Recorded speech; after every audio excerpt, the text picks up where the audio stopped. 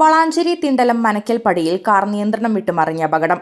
ചൊവ്വാഴ്ച ഉച്ചയ്ക്ക് 12:38ഓടെയാണ് സംഭവം. കാർ റോഡരികിലെ മതിലിലിടിച്ച് തലക്കീഴായി മറിയുകയായിരുന്നു. അപകടത്തിൽ കുട്ടികളടക്കം 5 പേർക്ക് പരിക്കേറ്റു. മുസ്തഫ ചങ്ങണങ്ങാട്ടിൽ എന്ന വ്യക്തിയും കുടുംബവുമാണ് വാഹനത്തിലുണ്ടായിരുന്നത്. തിണ്ടലം സ്വദേശികളാണിവർ.